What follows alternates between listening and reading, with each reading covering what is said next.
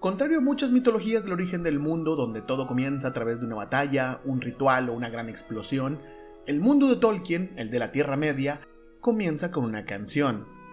En el principio de todo estaba Eru Ilúvatar, el único, el primer ser que existió y de quien provienen todas las cosas. Y lo primero que hizo fue a los Ainur, que nacieron a partir de su pensamiento para que lo acompañaran y cantaran para él un tema. Los Ainur cantaban, pero no lo hacían bien porque al principio lo hacían solos o en compañía de unos pocos, porque eran muy diferentes entre sí y cada uno de ellos solo comprendía la parte de la mente de Ilúvatar de la que provenía, y eran lentos en entender a sus hermanos. Entonces Ilúvatar los convocó a todos y les entregó un nuevo tema, un tema poderoso, descubriendo para ellos todavía cosas más grandes y maravillosas de las que le habían sido reveladas hasta ese momento, algo que sería común en la historia de la Tierra Media. Y a los Ainur se les pidió que con este nuevo tema crearan una gran música, utilizando los poderes con los que habían sido bendecidos para adornarla, ya que Ilúvatar había puesto en ellos la llama imperecedera. Pondrían en la música sus propios pensamientos y recursos para crear algo hermoso y bello con esa canción. Y así lo hicieron, los Ainur cantaron juntos por primera vez para crear la música más hermosa que se ha escuchado jamás. Y al principio Ilúvatar escuchó complacido porque no había fallas en la canción. Pero a medida que el tema prosperaba, nació un deseo egoísta en el corazón del Ainur llamado Melkor, que quería entretejer asuntos de su propia imaginación alejándose del tema original para acrecentar su poder y gloria más allá de lo que le había sido concebido. Melkor, de entre todos los Ainur, era quien había recibido más dones de poder y conocimiento, teniendo además parte de los dones de todos sus hermanos, pero era solitario y egoísta y ardía en su corazón el fuerte deseo de tener obras propias e imponer su voluntad sobre otros. Con esto en mente, Melkor entretejió algunos de sus pensamientos en la música, imponiendo su propio ritmo para resaltar y alzarse sobre todos los demás, provocando que ahora la música ya no sonara tan bien, lo que hizo que muchos Ainur se desalentaran confundidos. Pero algunos otros trataron de incorporar los cambios de Melkor al tema, adaptándose a él y creando con sus notas más triunfantes algo nuevo, diferente del tema original y todavía más glorioso, hasta que Melkor trataba de resaltar de nuevo, rugiendo por encima de sus hermanos con su voz violenta.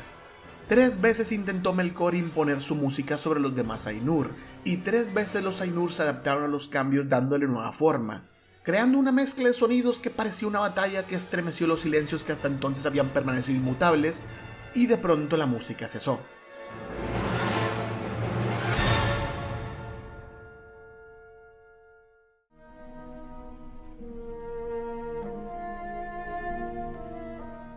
Entonces Ilúvatar habló y dijo que los Ainur eran poderosos, y de entre todos ellos el más poderoso era Melkor, pero que todos tenían que comprender ciertas cosas. Primero, que él era Eru, él era el único, y por lo tanto todas las cosas que se hicieran vendrían primero de él. Que ningún tema, ni siquiera los cambios de Melkor, podían tocarse sin que tuvieran en él su fuente más profunda. Que nadie podía alterar la música a su pesar, y que todos los que lo intentaran probarían al final que solo son instrumentos para la creación de cosas más maravillosas que ellos mismos no han imaginado. Dicho esto, Ilúvatar les mostró a los Ainur lo que habían creado con su música, dándoles vista cuando antes solo había oído, presentándoles el mundo hecho visible para ellos. O bueno, mejor dicho, una visión del mundo que se había formado en base al tema de Ilúvatar. Y mientras los Ainur lo observaban, el mundo comenzó a desplegar su historia, vivía, crecía, y eventualmente se fueron incorporando todas las cosas que en apariencia los Ainur habían inventado o añadido. Y los corazones de todos se regocijaron al ver tantas luces, tantos colores, sonidos de los mares, los vientos, y todas las materias de las que estaba hecha la tierra, a la que llamaban Arda. Incluso la disonancia de Melkor formaba una pequeña parte de todo aquello, acrecentando su gloria. Y mucho fue lo que dijo entonces Ilúvatar a los Ainur en ese momento, y por causa del recuerdo de esas palabras, y por el conocimiento que cada uno tenía de la música que había compuesto, es que los Ainur saben tanto de lo que era, lo que es y lo que será, y pocas cosas son las que no pueden ver. Pero sí las hay, porque mientras la visión del mundo se desplegaba ante ellos, vieron con asombro cosas que ninguno había pensado antes, cosas nuevas que nadie parecía haber planeado, y fue así como vieron por primera vez a los hijos de Ilúvatar, los elfos y los hombres, descubriendo con asombro que la creación de aquellas moradas en medio de los abismos del tiempo tenían otro propósito además de su propia belleza, pues fue Ilúvatar quien por sí mismo había concebido a sus hijos para habitar el mundo, y los Ainur se maravillaron porque eran criaturas distintas a ellos mismos, extrañas, libres, y en las que veían reflejada la mente de Ilúvatar. conociendo así parte de la sabiduría del Creador que de otro modo habría permanecido oculta incluso para ellos. Y mientras los Ainur más veían a los elfos y a los hombres que habitaban el mundo, más los amaban, y muchos de los más poderosos volcaron sus pensamientos y deseos sobre ese sitio, principalmente Melkor, que fingió al principio aún ante sí mismo que deseaba estar en ese mundo y preparar todo para la llegada de los hijos de Ilúvatar.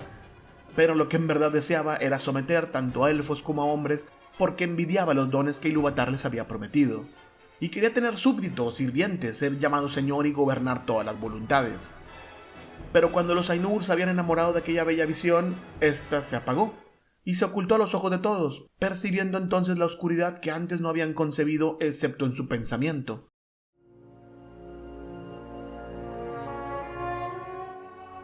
Y esto les fue arrebatado cuando la historia todavía no estaba completa ni los ciclos del tiempo de todo culminados, y por eso la inquietud se apoderó de los Ainur,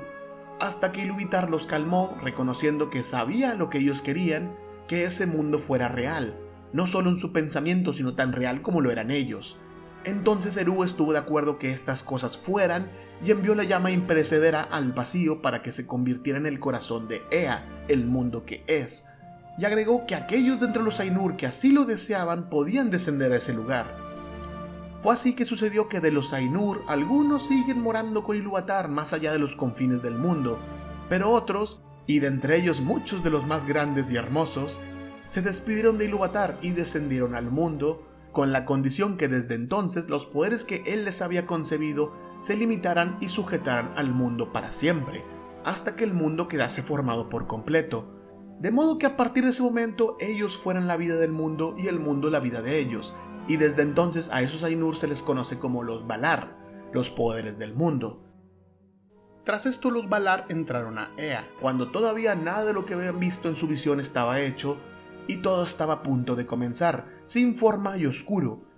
De modo que comenzaron sus grandes trabajos en desiertos inmensos y en edades incontables que han sido olvidadas. En estos trabajos fueron los Valar Manwë, Aulo y Ulmo los que se empeñaron más que cualquier otro, dándole forma al cielo, la tierra y los mares respectivamente. Pero Melkor estuvo allí también desde el principio, y se mezclaba en todo lo que se hacía, cambiándolo si le era posible para satisfacer sus propios deseos y propósitos, invocando grandes fuegos aun cuando la tierra era joven, y reclamando todo arda para sí mismo. Pero Manwë, que era hermano de Melkor en la mente de Ilúvatar, invocó a todos los otros Valar junto a él para detener a Melkor, para impedir que la tierra se marchitara antes de poder florecer. Hubo entonces una lucha entre Melkor y los otros Valar, y por aquella vez Melkor se retiró, alejándose a otras regiones del mundo donde pudo hacer lo que quería, pero nunca quitando de su corazón el deseo de dominarlo todo. Los Valar continuarían dándole forma al mundo, tratando de convertir la tierra en un jardín de deleite, siempre enfocados en prepararlo todo para la llegada de los hijos de Ilúvatar, a pesar de los esfuerzos de Melkor por arruinar todas las cosas. Porque ellos construyeron tierras, pero Melkor las destruyó, tallaron montañas y Melkor las derribó, llenaron mares y Melkor los derramó, y nada podía conservarse en paz ni desarrollarse por completo, porque toda obra que los Valar hacían, Melkor la corrompía. Y sin embargo no todo aquello fue en vano, porque aunque la voluntad y el propósito de los Valar nunca se cumplía por completo, y todas las cosas tenían un color y forma diferente a como ellos lo habían pensado, la tierra iba cobrando forma y haciéndose más fuerte, de nuevo como no se había previsto en el tema original. Y en medio de esta lucha de poderes, finalmente, en medio de los abismos del tiempo y las vastas estancias de Ea, hubo una hora y un lugar en que fueron hechas las habitaciones de los hijos de Ilúvatar.